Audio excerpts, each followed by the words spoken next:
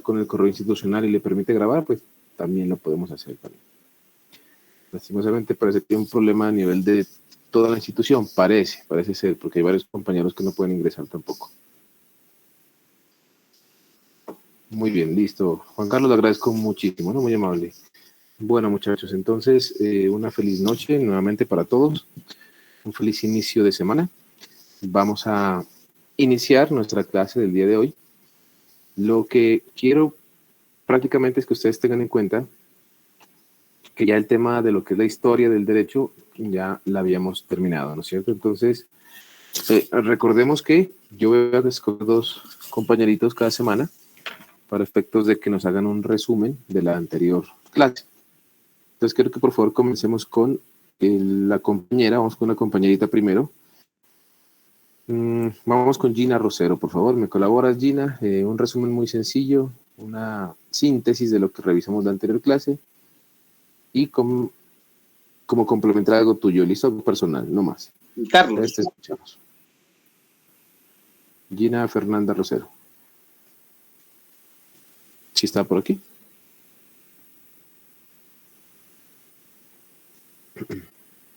Bueno, parece que no está. Carlos Felipe Serralde. Carlos Hiela, profe. Carlos, si quiere usted, bien pueda, Sí. hágale, no importa. Si hay voluntad. Igual mejor. que le digo así, profe, buenas noches. Un pequeño resumen, como usted lo manifiesta, profe. Lo que más me gustó de la clase pasada fue lo que hablábamos del common law, que significa derecho común anglosajón. En otras palabras, el principio de derecho basado en proporción, la esencia del derecho común, que era igual como o similar a la equidad. El orga omnus, igual todos deben acatar o cumplir una decisión judicial. Efecto interpartes o pares se vincula solo a las partes que están en litigio o a las personas que quieren resolver una determinada situación jurídica.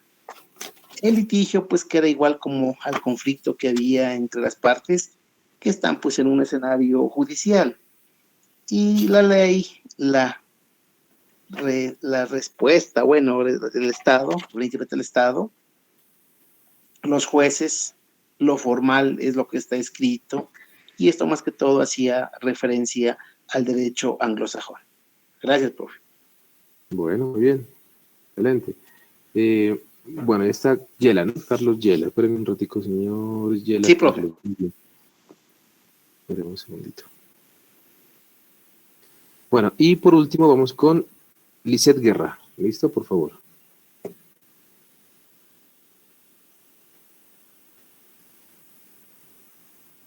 Buenas noches, profe. Hola, señorita. Buenas noches. Profe, la verdad, en la anterior clase no pude estar presente porque estaba en la vía, entonces tuve problemas de conexión. ¿Y no revisó la clase en Meet? Ahí están cargadas de pronto para que revisen, se desatrasen. Bueno, hay una recomendación. Hay un punto positivo, un punto negativo por participación. Cuando está bien, cuando está mal, entonces tienes que recuperarlo. ¿Listo, Gina? Profe, perdón, es que se me cerró el micrófono. Aprovecho para decirle, profe, que he tratado de entrar a la clase y me pide un permiso. O sea, no sé por qué a mí me pide un permiso de acceso para mirar la clase. Por tal motivo fue que no pude hacerlo. Tienes que enviar de pronto el permiso, ¿no? Envíalo simplemente y yo te autorizo desde el correo electrónico en un minutito nada más. Vale. Muchas gracias. Bueno, Fabio Danilo Castro. Vamos contigo, Fabio. Sí, profe. En el tema del common law, pues primero que todo, como lo dice el compañero, es más que todo sobre el derecho anglosajón, ¿no? Que pues a mi modo de entenderlo, pues este derecho, a diferencia del civil law, pues se basa mucho es en el tema de la jurisprudencia, ¿no? En el tema de los hechos, pues digamos, del conflicto jurídico, ¿no? Pero pues también este common law nos ha dado como, nos ha dejado, digamos, algunos referentes en el tema del derecho, como por ejemplo la creación de las cortes, ¿no? Hablábamos que tienen tres Sí. cortes, tres cortes, que es Code of Exchequer, Court of King's Bench y el Court of Common Pleas, que vienen siendo pues la corte de los comunes, del erario público y la de los reyes, ¿no? Entonces en este caso pues uno se asemeja a la Corte Constitucional, lo que usted nos decía, a la Corte Suprema de Justicia, al Consejo de Estado. Al igual también se vio el otro, digamos, como escuela, o bueno, que es la equity, ¿no? Que es equity, que es para, digamos, tener como una igualdad en la forma de que fallaban pues los jueces en esa época, ¿no? Que anteriormente pues como es persona el juez podría, digamos, no ser muy objetivo, entonces pues también se crea digamos, esta como escuela, o no sé cómo explicarlo, para pues que también haya un control en esa parte. Igualmente, pues también nos dejan otros escritos muy importantes, como es la Bill of Rights, la Carta de Derechos, la Intención de Derechos, la Carta Magna Libertum, la Bill of Rights y la Bill of Rights. Estas cartas, pues, que son las más importantes en el derecho anglosajón. La una es la Declaración de Derechos, la otra es la intención de derechos, ¿no? Muy Eso más bien, o menos es lo que vimos en la... excelente, perfecto. Muy bien, compañeros, los felicito. Ahí tienen ya sus punticos, van sumando unos punticos apreciativas, van sumando su participación, eso es lo importante, ¿listo? Y pues para efectos ya de los puntos negativos, no se olviden poderlos recuperar. Muy bien, muchachos, excelente participación. Ahora sí entremos ya a revisar un tema importante, un tema relevante en el derecho con respecto a lo que es el Código Civil y su estructura. ¿Listo? La estructura del Código Civil va a ser nuestro tema de hoy. Más adelante, ya según el tiempo, vamos a revisar también unos principios fundantes del Código Civil. Entonces tenemos dos temas, ¿listo? Dos temas importantes. El primero, que se denomina la estructura del Código Civil colombiano, y el segundo, que si no lo acabamos hoy, lo acabamos la próxima semana, se denominan los principios fundantes del Código Civil.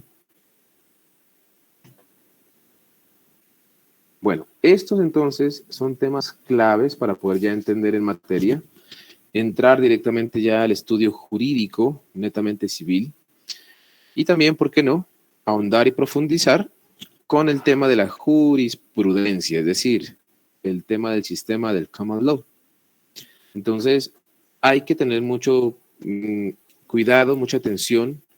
Recuerden que si de pronto ustedes quieren tomar apuntes, por favor tomen los apuntes más importantes para efectos de que ustedes también tengan la posibilidad de entender muy bien esa estructura. Yo les voy a dar una pausa también para que ustedes apunten sus criterios o sus ideas más importantes, y con eso pues también tener en cuenta que la clasificación del Código Civil colombiano es muy importante tenerla en cuenta para su estudio. Bueno, entonces vamos a comenzar con lo siguiente. Miren, el Código Civil colombiano, bueno, antes de iniciar con la estructura, sí quiero manifestarles a ustedes cuáles son esos principios fundantes, como para que ustedes investiguen, consulten, vayan adelantando su estudio, ¿listo? Porque de esos principios depende también que ustedes hagan más adelante la consulta, la investigación del concepto de cada uno de ellos, para yo también poderlos explicar y comprenderlos mejor. Entonces, los principios fundantes del Código Civil son los siguientes. Apunten, por favor, para que si no alcanzamos hoy, creo que tenemos clases mañana, si no estoy mal, perdón un momentico, creo. Sí, ¿no? El jueves. El jueves a la misma hora. Profe. Gracias, muy formal. Entonces, el jueves vamos a tomar esos temas, ¿no? Lo que son los principios fundantes del Código Civil. Se denominan fundantes o principales o fundamentales, o bueno, como usted lo quiera denominar directamente, en ese punto de que son muy, muy importantes, ¿no? Son claves. El primer principio se llama principio de igualdad.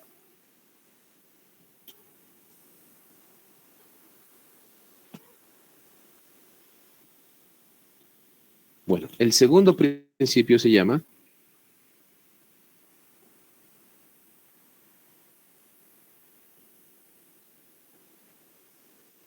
principio de propiedad privada individual.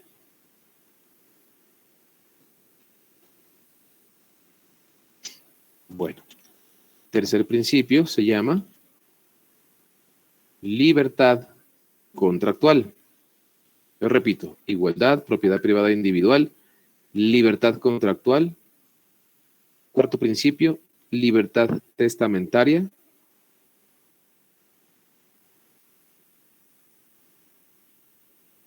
Libertad testamentaria. Y quinto principio, y el más importante, la reparación de daños.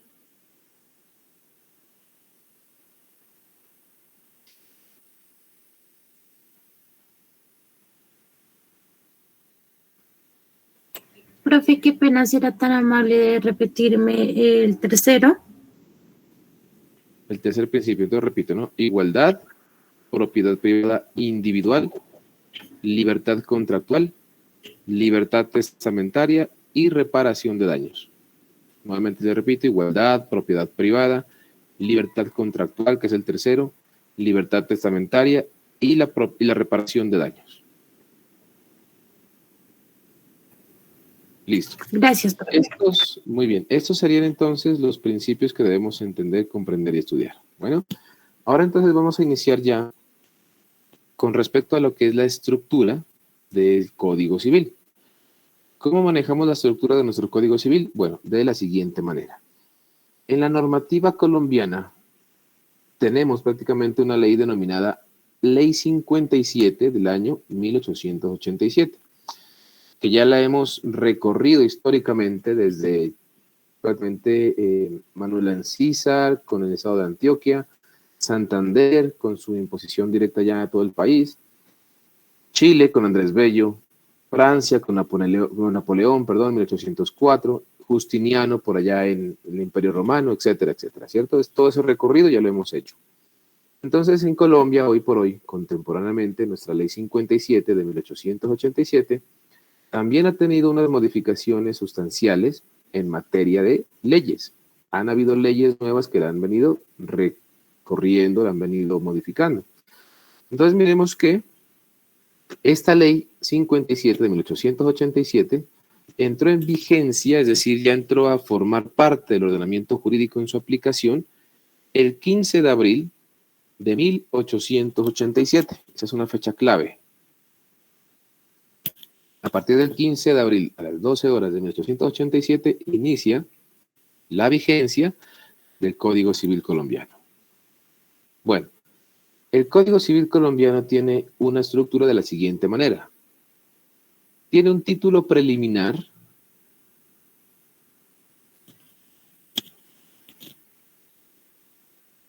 asimismo tiene entonces la división de 4 libros. ¿Listo? Tiene 4 libros divididos. Es decir, que el Código Civil se divide entonces en un título preliminar y en 4 libros importantes. Miremos entonces el primer libro. Se lo clasifica en el tema de personas.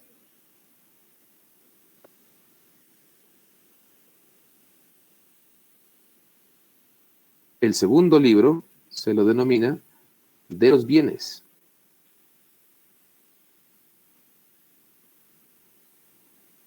El tercer libro hace referencia a las sucesiones y a las donaciones. Primer libro, personas. Segundo libro, bienes. Tercer libro, sucesiones y donaciones entre vivos.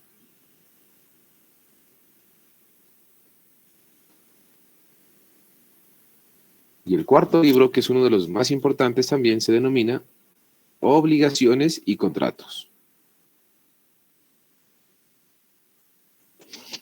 Bueno, muy bien. En este punto es importante también resaltar en una síntesis muy generalizada cada uno de esos libros y el título preliminar como estructura de nuestro Código Civil. Como bien se dan cuenta, es un código bastante amplio, que ustedes tienen que estudiarlo toda su carrera, todos sus semestres. En segundo semestre usted va a ver directamente lo que es título preliminar y personas. Tercer semestre ya usted va a estudiar bienes. En cuarto semestre usted salta al libro tercero y estudia obligaciones y contratos para poder entender en el quinto y sexto semestre en adelante las sucesiones, las donaciones y el derecho de familia. Bueno, miremos entonces en qué consiste o qué es lo que se va a estudiar el título preliminar. ¿Listo? Entonces, punto aparte, si quieren, coloquen ahí observaciones o características de estudio del título preliminar. Más bien características, por favor, de estudio. Características de estudio del título preliminar.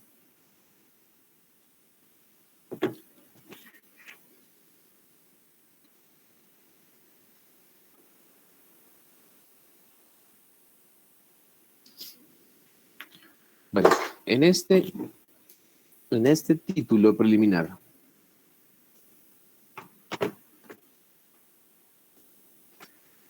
se van a estudiar temas relacionados. En este título preliminar se van a estudiar temas relacionados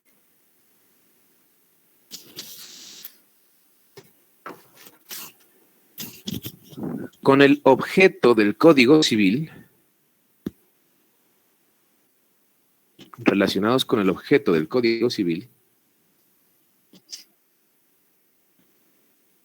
su naturaleza jurídica y sus fuentes.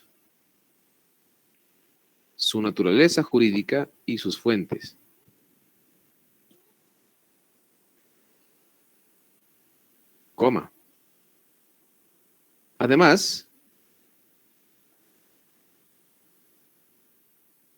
del concepto de la ley y sus fuentes formales,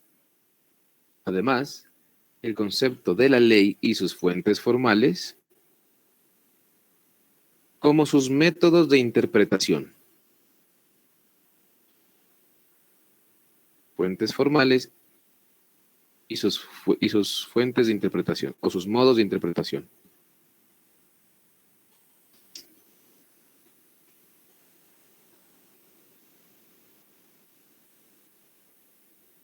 Bien, modo de interpretación que ayudarán a comprender la necesidad de estudio de la ley.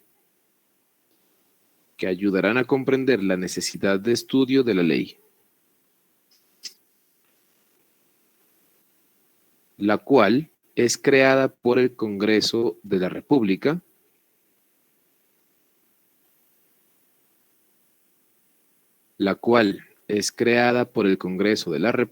como órgano competente.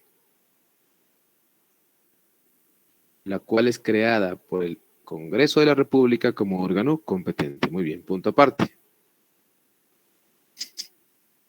Se estudiarán temas relacionados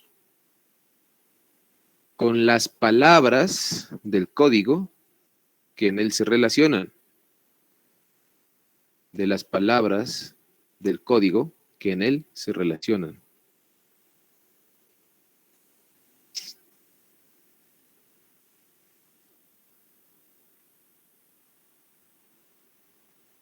Se estudiarán las palabras del código que en él se relacionan y su interpretación.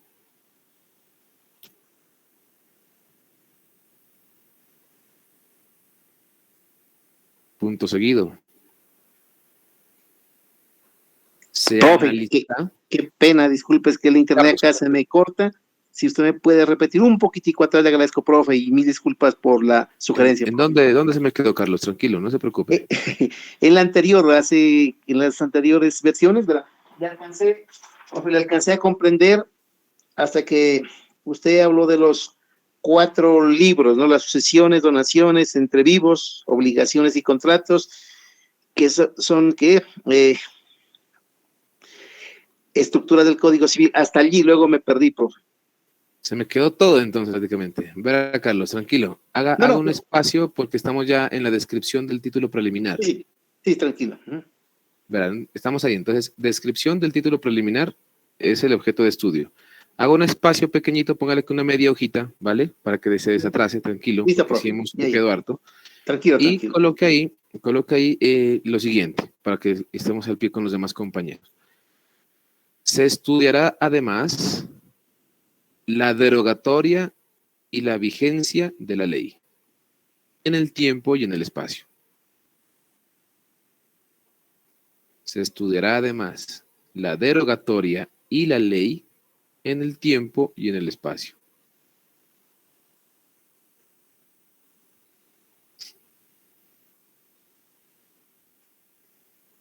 Bien, listo, punto aparte. Listo, profe, gracias. Sí, Carlos, no te preocupes, después te desatrasas, igual como está grabada, yo la cargo a Tau, o de lo contrario, tranquilo, un compañero ahorita más tardecito ya le pides para que te desatrase, porque sí copiamos un poquito como amplio en esa parte. Listo, profe, gracias, Bien. muy amable. Punto aparte entonces, ya el título preliminar es lo que se va a estudiar. Libro segundo, análisis y estudio del libro segundo. Análisis y estudio del libro segundo. En este libro se estudiarán temas relacionados con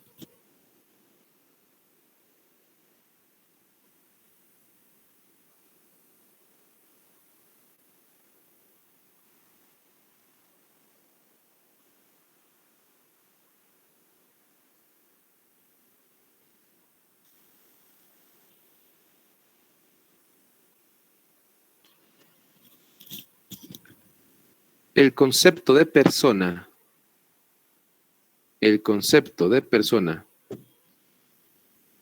tanto natural como jurídica,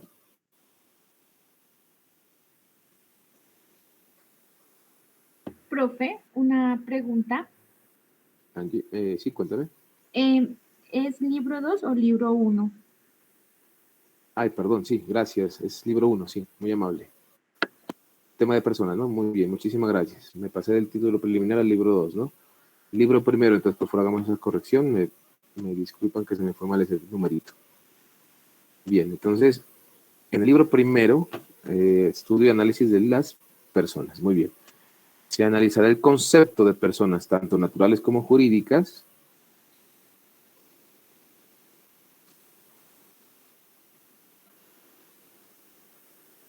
Se analizará el concepto de personas, tanto naturales como jurídicas. El tema de la residencia y el domicilio de las personas, tanto naturales como jurídicas. El tema de la residencia y el domicilio, tanto de personas naturales como jurídicas.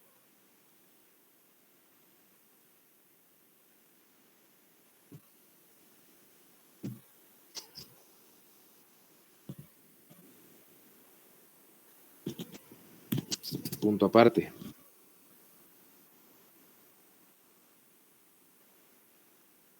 La existencia natural y la existencia legal de todo individuo. La existencia natural y la existencia legal de todo individuo sujeto de derechos. Repito, la existencia natural y la existencia legal de todo individuo sujeto de derechos.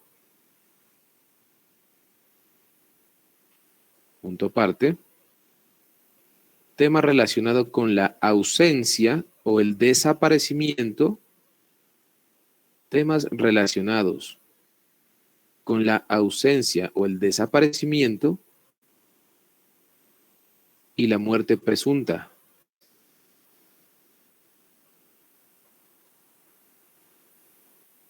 Ausencia o desaparecimiento y la muerte presunta. Desde los criterios, o mejor, desde las disposiciones, desde las disposiciones sustanciales y procesales. Desde las disposiciones sustanciales y procesales.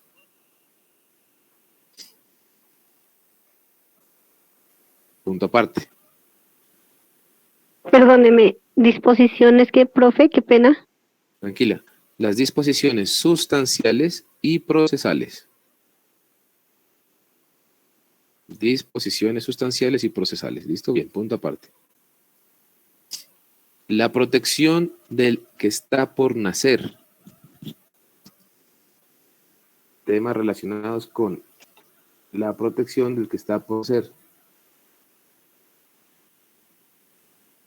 También llamado nasciturus. Ahí les pongo en el chat. También llamado nasciturus.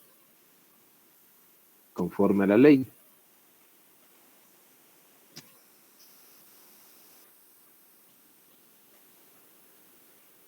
Bien.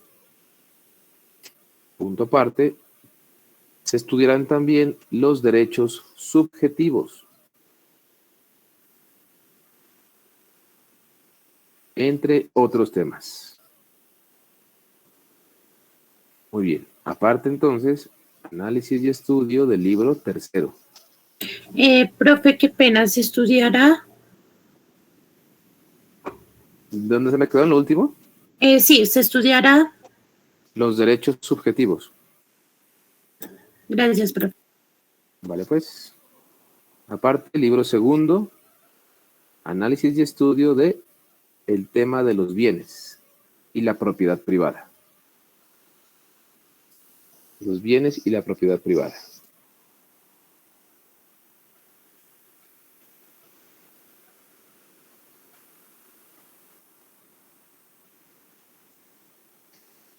En este libro se analizarán los temas relacionados con la cosa y el bien.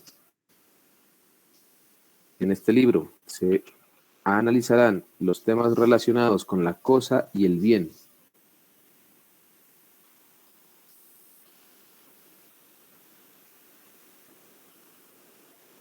Con la cosa y el bien. Coma, el cuerpo humano y sus componentes anatómicos. Coma, el cuerpo humano y sus componentes anatómicos.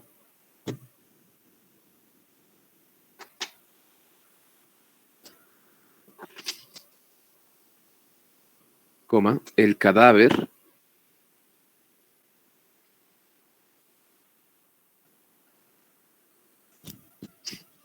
Punto aparte. La clasificación de los bienes. Punto aparte, la clasificación de los bienes.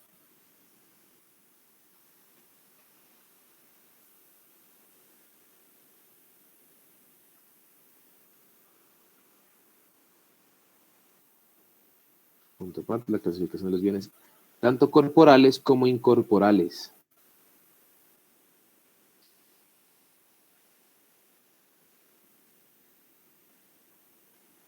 Tanto corporales como incorporales. Bienes muebles e inmuebles. Bienes muebles e inmuebles.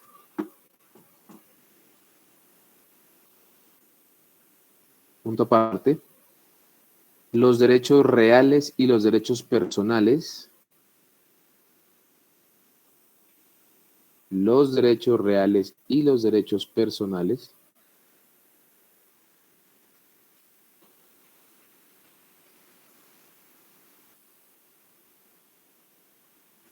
Punto aparte. Profe, se le fue el audio. Los derechos reales. Perdón, qué pena. Se te escucha como cortado. ¿Puedes de pronto repetir? ¿No te escuché? Profe, pues yo quedé, no sé si mis compañeros, los derechos reales. Derechos reales y personales. Creo que ahí nos quedamos, ¿cierto? Los derechos reales y los derechos personales. Muy bien, gracias. Los derechos derechos reales y derechos personales. reales y los derechos personales. Correcto. La propiedad privada como función social y como función ecológica. La propiedad privada como función social y como función ecológica. Coma. Las limitaciones a la perpetuidad. Coma. Las limitaciones a la perpetuidad de la propiedad privada.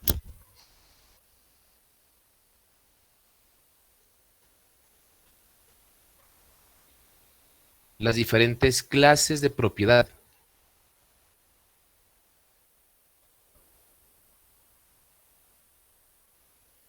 la teoría del título y el modo.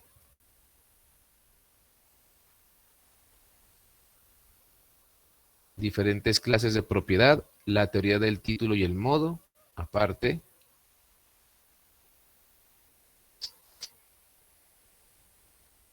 Los modos de adquirir dominio. Los modos de adquirir dominio.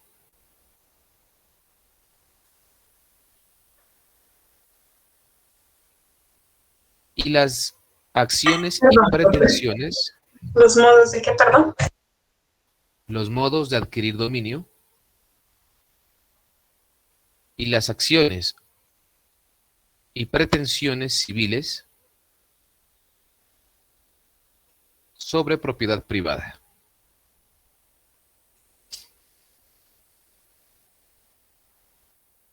Bien.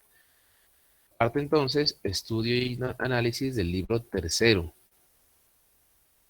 Sucesiones por causa de muerte y donaciones entre vivos.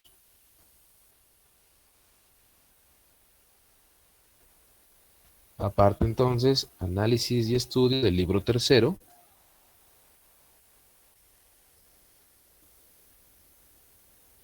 De las sucesiones por causa de muerte y de las donaciones entre vivos.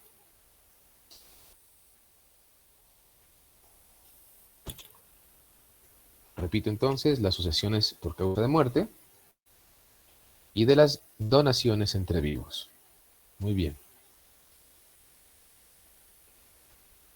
Serán temas como es las sucesiones testadas o intestadas.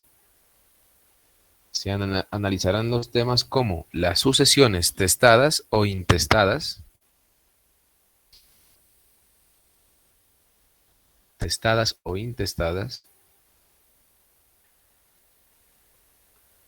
las diferentes clases de testamentos,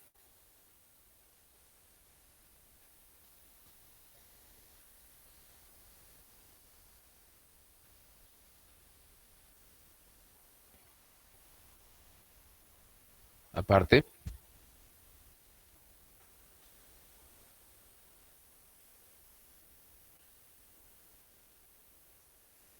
los grados de herederos, los diferentes grados de herederos,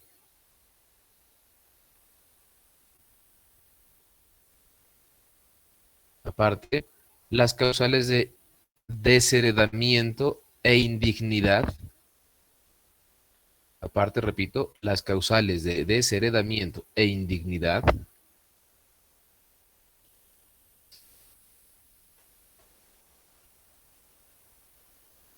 aparte, la transmisión de derechos subjetivos después de la muerte. Qué pena interrumpirlo. Las causales. Tranquila. Muy bien. Las causales de desheredamiento y de indignidad. Las causales de desheredamiento e indignidad.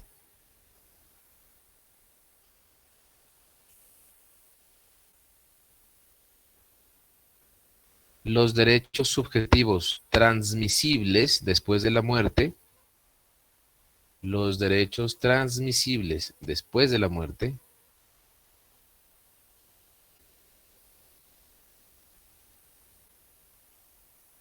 Aparte, los límites y permisos de la ley para el tema de las donaciones. Los límites y permisos de la ley para el tema de las donaciones en vida. Entre otros.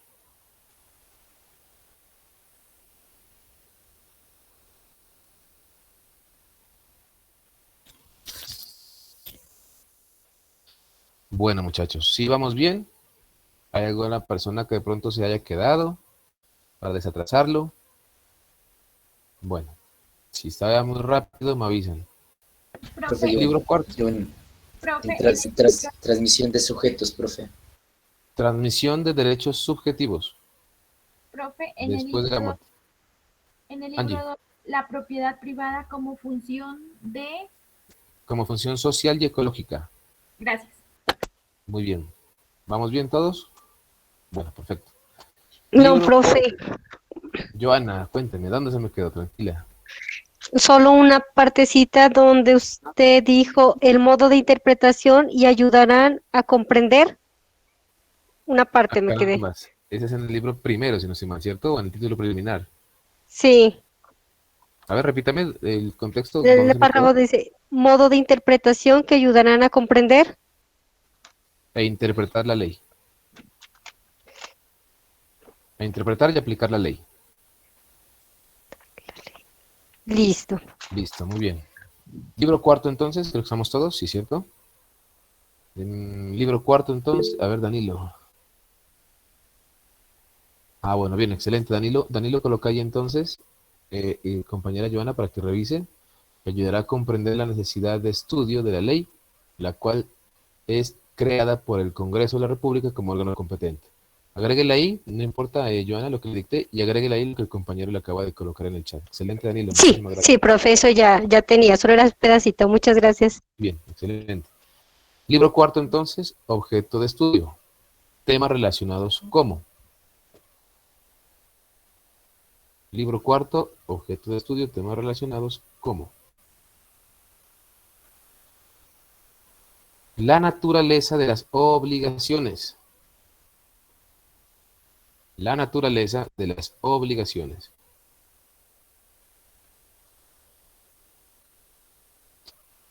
Su clasificación.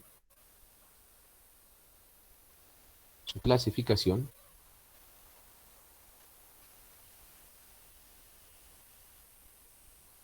Los modos de extinguir obligaciones. Los modos de extinguir obligaciones.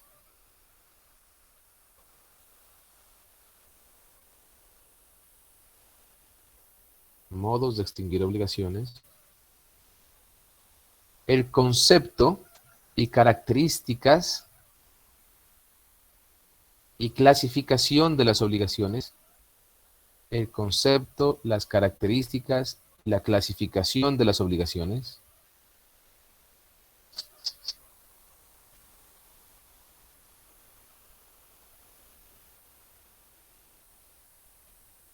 Concepto y características de las obligaciones.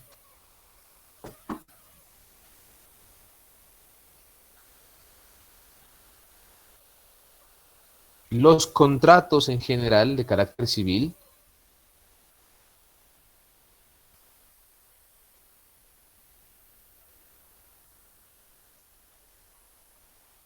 Los contratos, profe, qué pena. Los contratos en general de carácter civil. Los contratos en general de carácter civil. Su objeto, coma, características y clasificación, coma, su objeto, características y clasificación, en la naturaleza de los contratos civiles. Objeto, característica y obligación en los contratos de naturaleza civiles. Y por último, ejemplos de contratos civiles. Requisitos y partes.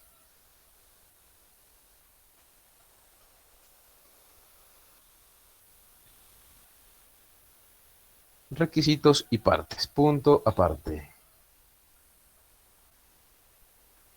Todo lo anterior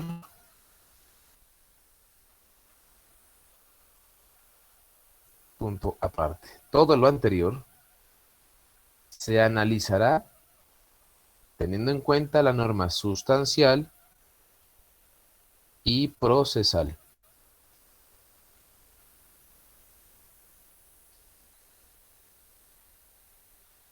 Listo, muy bien, excelente. Esa sería la estructura de nuestro Código Civil. Lo tendré en cuenta, profe. La norma sustancial y procesal.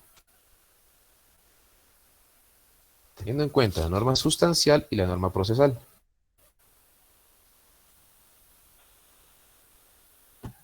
Bueno, esa es la estructura, muchachos.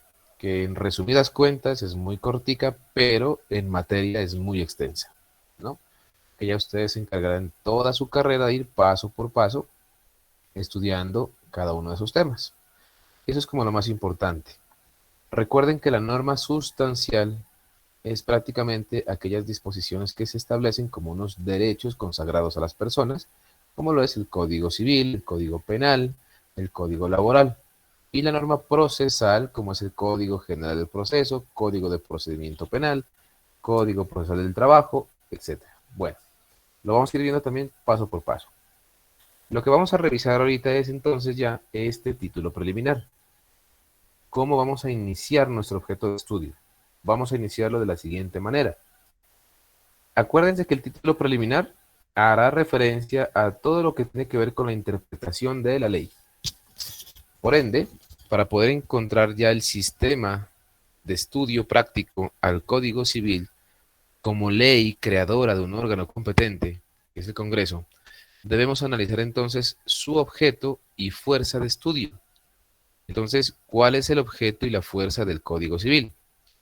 Inicia con el artículo 1, el artículo 2 y el 3.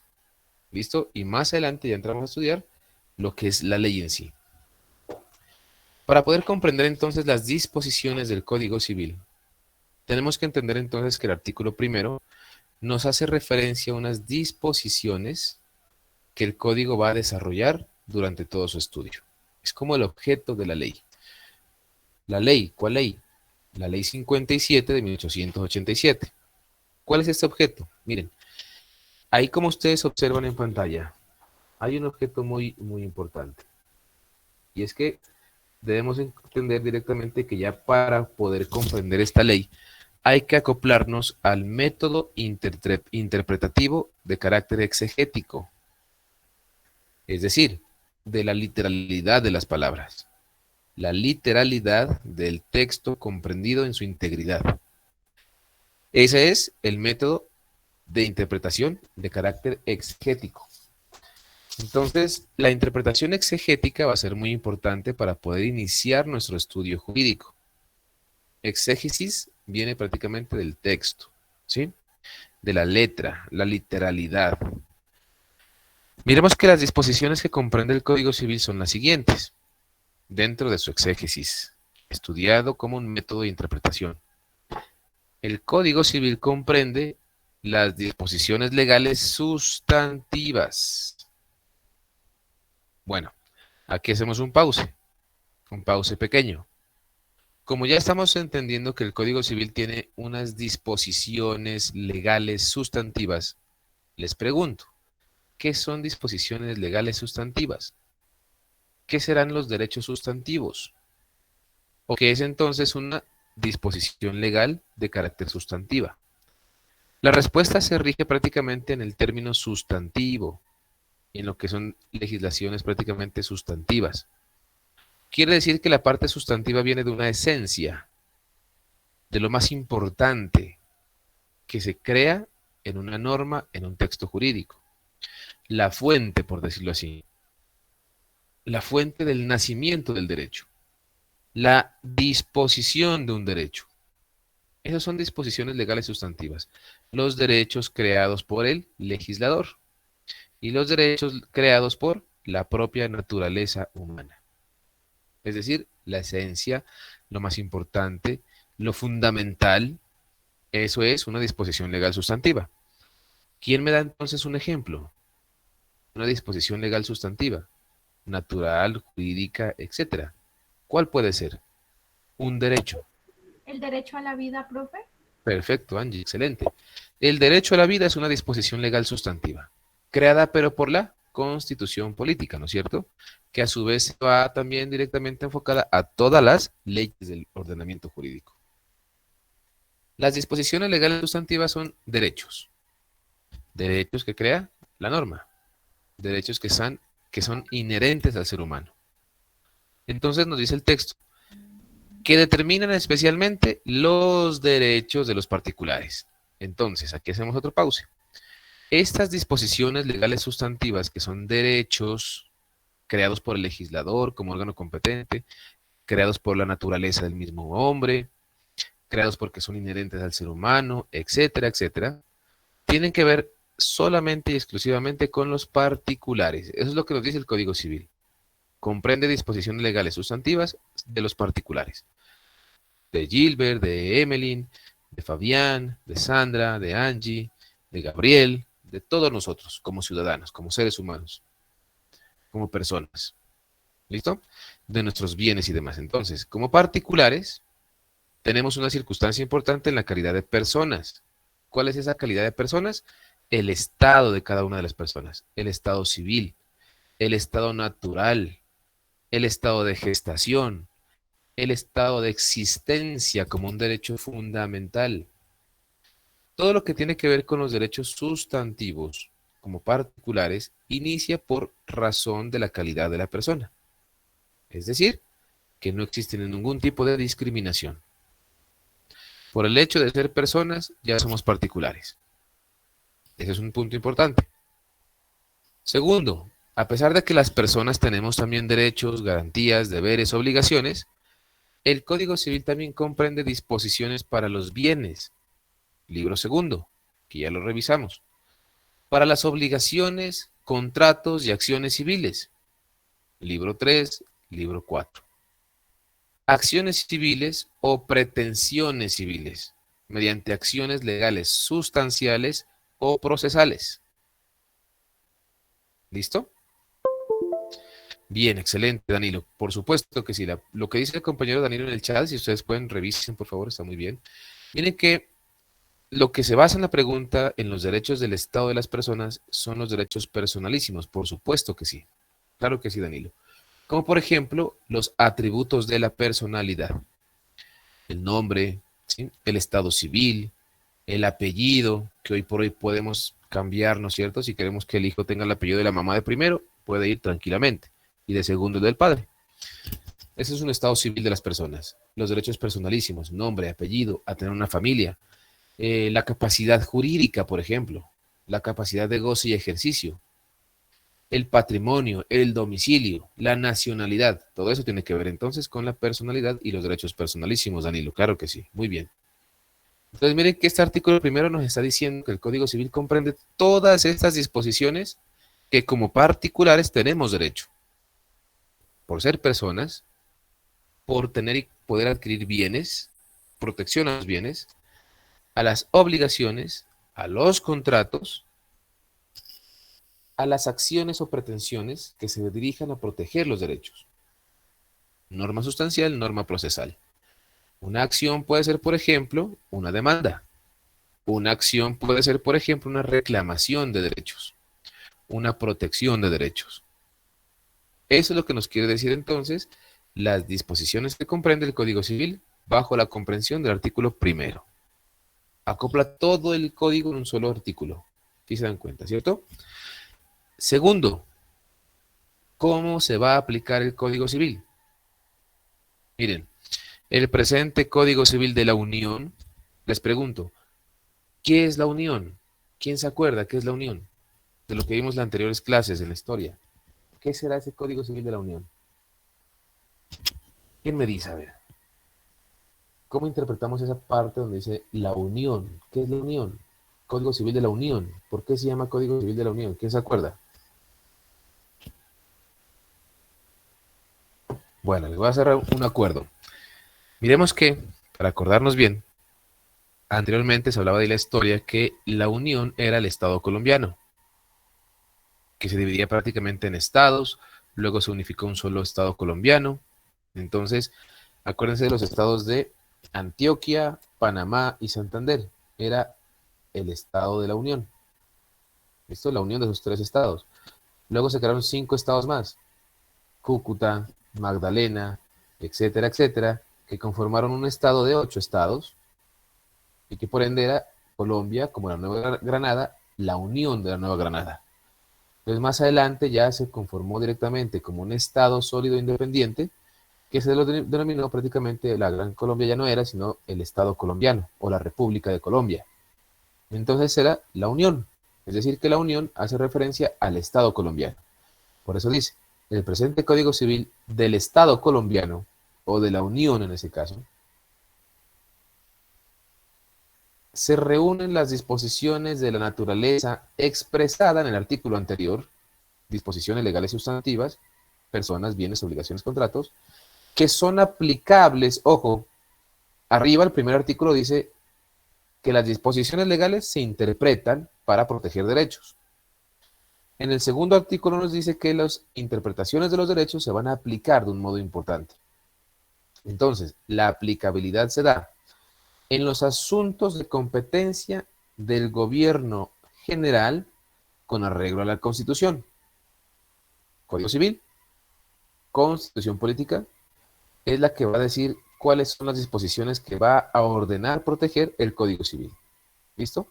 Para que tengamos en cuenta que el Código Civil depende de la Constitución Política, como esencia, como fuente, como algo importante. Y también en los asuntos civiles comunes, es decir, de las personas, de la sociedad. Common law, acuérdense, comunes, es decir, la comunidad, la sociedad, los particulares.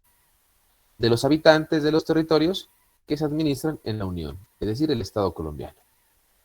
En síntesis, el artículo nos dice que la aplicabilidad del Código Civil se da a todo el territorio colombiano, con los temas relacionados en el artículo primero, para todas las personas, tanto naturales como jurídicas, de derecho privado. Bien, esto es prácticamente la importancia de este Código Civil. Cuando hacemos referencia al artículo tercero, aquí ya es una obligatoriedad. ¿Qué quiere decir esto? Pues que el Código Civil tiene un efecto erga omnes. ¿Se acuerdan que hablamos de eso? Y creo que el compañero Yela nos hablaba al principio de clases sobre ese efecto interpartes, ese efecto erga omnes. La obligatoriedad del artículo 3 produce un efecto erga omnes. ¿Qué quiere decir esto? Que todos los ciudadanos de Colombia o residentes en Colombia, nacionales o extranjeros, deben cumplir obligatoriamente las disposiciones legales sustantivas del Código Civil. ¿Listo? Entonces, considerando este código en su conjunto de normas, en cada uno de los títulos, capítulos y artículos, ¿qué quiere decir esto? Que el Código Civil también se divide internamente en títulos, capítulos y artículos. Pero además cada artículo tiene un inciso. Ojo con eso. Cada artículo de los títulos y los capítulos tiene un inciso, o dos incisos, o más. ¿Qué es un inciso? Un inciso es un párrafo. Miren, por ejemplo, el artículo 1 tiene un solo inciso. El artículo 2 tiene un solo inciso. El artículo 3, vamos a ver entonces, tiene un solo inciso. ¿Listo? Considerando este código en su conjunto, en cada uno de los títulos, capítulos y títulos, de que se compone, forma la regla establecida por el legislador colombiano, a la cual es un deber de los particulares ajustarse a sus asuntos civiles, es decir, conocer la norma, interpretar la norma y aplicar la norma, que es lo que constituye la ley o el derecho civil nacional. Es decir, que el Código Civil, como norma nacional, es de obligatorio cumplimiento acatar sus disposiciones legales sustantivas. Repito, el Código Civil colombiano, bajo su obligatoriedad, efectos erga omnes, comprende que todos los ciudadanos deben cumplir sus disposiciones legales sustantivas. ¿Listo? Conocerlo, interpretarlo y aplicarlo. Es lo primero que tenemos que tener en cuenta. Y yo les decía al principio de clases, las primeras clases, para poder entender el derecho tenemos que conocer la ley, interpretarla y aplicarla. Aquí estamos haciendo eso, conociendo la ley, interpretando, regulando, buscar qué significa cada palabra, reglamentar su interpretación, etcétera, etcétera. Por ende, miren que los 3 primeros artículos del Código Civil nos manifiestan, nos informan cómo es que se debe entender la parte interpretativa de la norma, porque el Código Civil es de obligatorio cumplimiento para todos los asociados o para todas las personas en común. Y por ende se aplica aquí el principio del civil law en un sentido muy estricto y también amplio. Es decir, que la ley es prácticamente la fuente formal del derecho colombiano.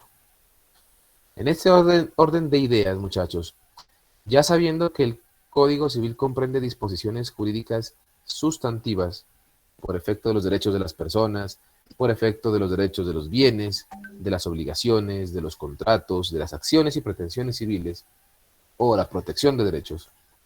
También tenemos en cuenta que el Código Civil tiene una determinante jurisdicción aplicable, es decir, que el Código Civil se aplica en todo el territorio colombiano, con arreglo a las disposiciones constitucionales. ¿Sí? El Código Civil depende ¿de qué? De la Constitución. Eso es lo que dice el artículo 2. Como el Código Civil depende de la Constitución Política de Colombia, el Código Civil ya establece unas disposiciones legales sustantivas: bienes, personas, obligaciones y contratos. A todo eso es que se va a dirigir la protección de derechos. La protección de derechos es fundamental. Es fundamental entendiendo que los derechos son para respetarse, aplicarse y ejercerse. Ahora, tengamos en cuenta que la obligatoriedad nos permite entender que la estructura del código se la debe conocer para poderla aplicar a aquellas disposiciones jurídicas sustanciales. Como por ejemplo, si yo quiero hacer un contrato de arrendamiento con Sandra Liliana, por ejemplo, perdóneme Sandra, la pongo de ejemplo, por favor, no se va a grabar. Entonces, Sandra Liliana me va a mí a hacer un contrato de arrendamiento de un local, bueno, de una casa, de habitación. Yo se la voy a arrendar. Yo voy a ser el arrendatario, ella es la arrendadora, porque es la propietaria. ¿Qué sucede entonces con este contrato? Está reglamentado por el Código Civil, libro 4, contratos. Sandra y Gabriel se van a obligar, obligaciones, libro 4. En el caso de las obligaciones, debemos comprender que Sandra, Liliana y Gabriel deben ser personas mayores de edad capaces para contraer obligaciones y ejercer sus derechos. Personas. Por ende, esas disposiciones legales tienen que ver con el patrimonio, con los bienes, libro 2. Entonces Liliana, que va a tener la casita de habitación que me la va a arrendar a mí por un valor de 700,000 pesos mensuales, y yo tengo que pagarle a ella un canon mensual, vamos a hacer un contrato de arrendamiento de vivienda urbana. Sandra, Liliana y Gabriel deben conocer cuál es la ley aplicable a ese caso en particular. Artículo 2. Código Civil, contrato de arrendamiento. Por ende, Sandra Liliana, que es la propietaria del bien, la arrendadora, entonces también va a tener que conocer qué ley va a aplicar a su contrato para proteger su patrimonio. ¿Qué sucede, por ejemplo, si Sandra me dice, Gabriel, tenemos que tener en cuenta un depósito y firmar una letra de cambio? Si yo desconozco eso, estaría entonces Sandra vulnerándome mi derecho. Porque la ley 820 del 2003, aquí las pongo si la quieren revisar, eso cumple una materia civil también. 820 del 2003, que es la que reglamenta el contrato de arrendamiento de vivienda urbana. Ahí les pongo. Arrendamiento de vivienda urbana, ¿cierto? Ley 820 del 2003, en concordancia con el Código Civil. ¿Listo? Por ahí en el 2200 y algo está el concepto de lo que es el contrato de arrendamiento. No me acuerdo muy bien el artículo, si le soy sincero. 2230 y algo, por allá creo que está. No me acuerdo muy bien, pero se reglamenta en el Código Civil. ¿Listo? Entonces, en el tema de contratos, ya por ahí en el libro 4, obligaciones y contratos. Sandra y Gabriel tienen que conocer el Código Civil y conocer la ley 820 del 2003. Si Sandra me pide mi letra de cambio y un depósito, pues yo tengo que decir, señorita Sandra, usted está interpretando inadecuadamente la ley civil, no tiene por qué exigirme un depósito y tampoco una letra de cambio. Eso solamente se aplica para aspectos comerciales, no civiles. Es mi decisión si acojo la voluntad con Sandra Liliana o me aparto de esa relación jurídica y me consigo otra casa de habitación para arrendar. Porque las condiciones no me sirven a mí. Es una autonomía de la voluntad. O lo otro, listo, señorita Sandra, le firmo entonces la letra de cambio y le entrego el depósito, sabiendo que eso es prohibido, pero necesito urgente vivir ahí en esa casa. Principio de autonomía de la voluntad. Aunque la ley le prohíba hacer eso a Sandra Liliana. ¿Listo? ¿Qué sucede entonces? Que la obligatoriedad del código nos permite a Sandra y a mí conocer la ley aplicable al caso en particular, a la naturaleza de esa obligación como tal. Libro 4. Ahí estamos aplicando los 3 libros. ¿cierto? Entonces, esos 3 libros del Código Civil nos van a permitir desarrollar un acto jurídico, contrato de arrendamiento, bajo las normas aplicables al caso en particular. Código Civil, Ley 57 y Ley 820. Hay que tener en cuenta eso. Bueno, eso es entonces ya la importancia de la estructura del Código Civil y la importancia que se establece directamente enfocada a este punto. Para finalizar, miremos ya entonces la ley. ¿Listo? ¿Qué es entonces el concepto de ley? ¿Cuáles son sus caracteres? ¿Qué circunstancias establece entonces ya la pena en cuanto a castigos?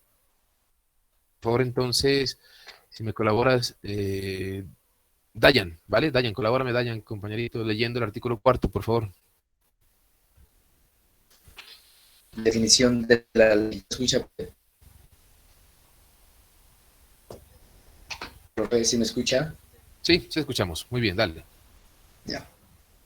Artículo 4. Definición de la ley.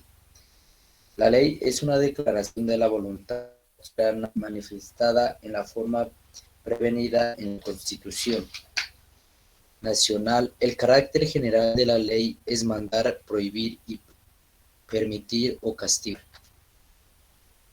Perfecto, Listo. muy bien. Muy bien, excelente.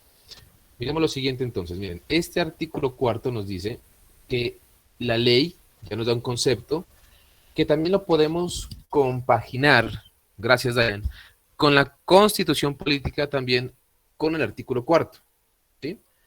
La Constitución es norma de normas. Entonces, leamos ese artículo y leamos el artículo 4 del Código Civil. El Código Civil, tal como lo establece la lectura del compañero Dayan, nos dice que la ley ya tiene un concepto definido. Es una declaración de voluntad. ¿De quién?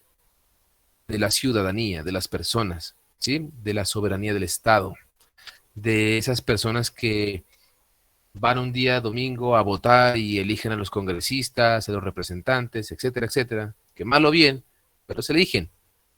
Entonces, al tener el derecho a elegir y el ser elegido, pues pueda que hagan bien su trabajo, pueda que lo hagan mal, etcétera, etcétera, y es un tema independiente, ¿no es cierto? Pero la voluntad de la ley es esa, de que se crea por un órgano competente, que es el Congreso, y que es una manifestación de la ciudadanía, del pueblo colombiano. Y esta voluntad se manifiesta en una forma, una formalidad que la previene la misma Constitución Nacional. Artículo 150, ¿se acuerdan que les hice leer ese artículo? Bueno, como ya lo leyeron, como ya lo analizaron, ya lo estudiaron, no me voy a detener aquí. Ya ustedes saben que la Constitución política establece una regla constitucional bajo el artículo 150 de la Constitución política, en la cual el Congreso crea la norma. Como el Congreso crea la ley, el Congreso entonces puede caracterizar que la ley tiene unos 4 importantes criterios: el de mandar, el de prohibir, el de permitir y el de castigar a esa soberanía, a esa voluntad de las personas en sus relaciones jurídicas y en sus actuaciones personales. Por ende, entonces, las leyes pueden presentar mandatos de obligatorio cumplimiento. Le ordena, por ejemplo, a que Sandra Liliana, para poder contratar con Gabriel el contrato de arrendamiento, sea mayor de edad. Ley 72. Entonces, si Sandra Liliana es menor de edad, no puede contratar, le prohíbe la ley, a menos que tenga un representante legal que le permita acudir en ese negocio. ¿Sí se dan cuenta? Lo contrario, pues se castigaría ese acto jurídico decretándolo como nulo. No tiene validez. Sí estamos bien hasta ahí, ¿cierto? Entonces miren que la ley cuando manda, permite, prohíbe o castiga, no necesariamente entonces tiene que castigar, dice la norma, artículo 5. Miren, no es necesario que la ley que manda, prohíbe o permita, contenga o exprese en sí misma la pena o castigo en que incurre su violación. Si Sandra Liliana es menor de edad y Gabriel mayor de edad, y desarrollamos el contrato de arrendamiento, prácticamente el castigo es la sanción de que el contrato es nulo. Ahora, esa violación a la norma quiere decir que el contrato no tiene validez. Sin embargo, si hay algún delito tipificado como castigo importante, lo establece el Código Penal. el que define delitos y penas. Entonces vamos a hacer un paralelo desde el Código Penal y el Código Civil en cuanto a las leyes sustanciales y procesales. Vamos a colocar aquí en el chat. Leyes sustanciales serían entonces Código Civil, para que ustedes tengan en cuenta ya en sus apuntes, Ley 57 de 1887. Código Penal. Código Penal sería en ese caso la Ley 599 del año 2000. Listo, aquí les dejo en el chat para que ustedes copien en sus apuntes. Son leyes sustanciales. Ahora sí, leyes procesales, para que hagan su paralelo en el cuaderno. Procesales. Código General del Proceso, igual a la Ley 1564 del año 2012. Listo, miren. Y el Código Penal, Procesal Penal, perdón. Código Procesal Penal es igual a la Ley 906 del año 2004. Bien, ahí tienen ya su paralelo listo para que ustedes se den cuenta que la ley sustancial y procesal que manda, permite, prohíbe y castiga se reglamenta por el legislador. El legislador ha establecido entonces el Código Civil bajo la Ley 57 del 87, el Código Penal como ley sustancial, Ley 599 del 2000, leyes procesales está el Código General del Proceso, Ley 1564 del 2012, y el Código Procesal Penal, que sería la Ley 906 del 2004. Bueno, ley sustancial, ley procesal. Leyes que tienen disposiciones legales sustantivas y leyes que permiten, prohíben y castigan, tal como lo establecen las normas del Código Civil. Hasta aquí, muchachos, estaríamos entonces ya supeditados al estudio de ese Código Civil en su estructura y también en sus fuentes determinantes como criterio para poderlo entender. Nos queda pendiente los principios. Iniciaríamos con el artículo 13 de la Constitución Política al principio de igualdad el día jueves. Vayan revisando el artículo, vayan consultando los principios, que con esas clases pues ya el día jueves revisaríamos con más detenimiento, entendiendo esos artículos y la explicación que dimos hoy. ¿Tienen alguna pregunta? ¿Me comentan? ¿Alguna inquietud? Por favor. De lo contrario, pues, eso sería todo, muchachos. Les agradezco inmensamente. Que tengan una feliz noche para todos. Sí, cuéntame. Profe, una pregunta. Todo gusto. ¿El Código de Procedimiento Civil a qué hace referencia? Código General del Proceso es, ¿no?, el que lo deroga. El Código de Procedimiento Civil ya está derogado por el Código General del Proceso. Ah, listo. Para que lo ponga por ahí, apunte si quieren en sus para que lo vote códigos. el Código de Procedimiento O para que lo cambie. Sí, sí. Porque el Código de Procedimiento Civil ya no se lo utiliza, ya está derogado. Ahora lo que se utiliza es el Código General del Proceso. La actualización normativa. Muy bien, Estela. Bien, muchachos, entonces, si hay más preguntas, por favor, aprovechemos el espacio. De lo contrario, pues, compañerito que está grabando la clase, le pido por favor no la comparta. Angie, tranquila, espérenme un ratito. Bien. Sigue. ¿Me puede repetir, es tan amable, la consulta que se debe hacer? Consulta, ¿cuál consulta? Ah, no, es que... No, consulta no les dejé. Ah, vale, listo. No les dejé consulta, tranquila. El jueves les dejo la primera nota para que me entreguen, ¿vale? Vale, perfecto. Pendiente. Listo, muchachos. Les agradezco mucho. Muchas bendiciones y una feliz noche y descanso para todos. Listo, compañerito, entonces colabóranos con la grabación para que la detengas y nos la compartes si es tan amable, al WhatsApp o al correo, ¿vale? Quedamos pendiente. Creo que fue, perdóneme, que estaba grabando la clase.